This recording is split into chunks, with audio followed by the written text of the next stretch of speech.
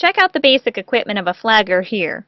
Most of the items you'll no doubt recognize. For instance, you have your stop-slow signs and paddle, your radio, an arrow board, your safety cones, barricades, sign stands, and more. As with all of our equipment, the most important point is that you have your equipment with you every time you go to work, and that you use it as it was designed. It's also important to inspect these items daily. Defective or worn equipment aren't going to do the job effectively. Reflective tape that doesn't reflect might as well not exist. Signs that are worn and hard to read probably won't get read. So check your stuff. If it doesn't meet the visibility and performance standards, replace it before you leave for the day. Flagging is all about safely controlling traffic, and our primary tool for this is the stop-slow paddle. Used with the staff, your stop-slow paddle should be at 6 feet high. The sign itself is 18 by 18 inches. By the way, it is illegal to just use our hands to stop traffic. Always use the stop-slow paddle. Also, and this is important, never put your stop-slow paddle in a cone. Sign stands are sometimes tricky since they have moving parts. When handling them, it's critical to make sure you have control over the equipment. Grab it with both hands, keep your fingers out of the moving parts, and make sure that the center post is securely fastened to the base. This procedure should also be followed when setting up and closing your A-frame barricades.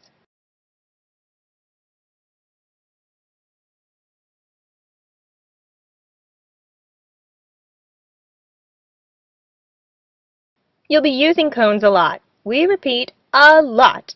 They'll experience wear and tear very quickly, so check to make sure they're in good condition before you leave for the day. The reflective tape must be intact and the orange coloring bright and clean.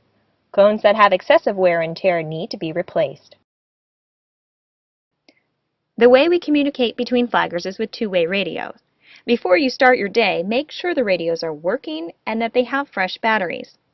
Even though we don't use cell phones to communicate under normal circumstances, do have yours with you in case your radios fail.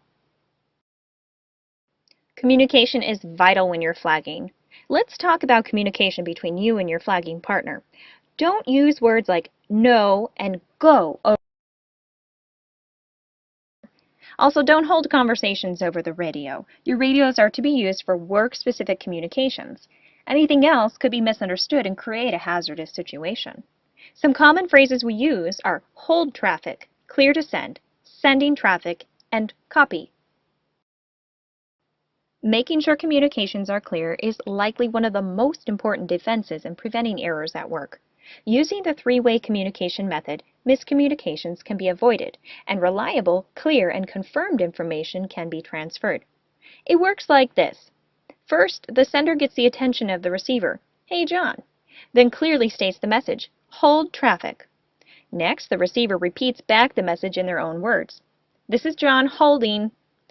If the receiver did not fully understand the initial message, they would ask for clarification, confirmation, or repetition. "Do you mean, could you repeat that? So what you're saying is..." Finally, the sender confirms whether the message is properly understood, or if necessary, corrects the message and resends, starting the series all over again. Copy. Never ever send your traffic without confirmation from your partner. One other piece of equipment is a truck. You'll be provided with a solid work truck to get to and from your work site. Our policy regarding our trucks is pretty straightforward.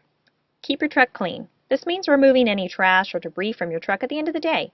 Report any damages or needed repairs. And report any accidents or near hits that occur.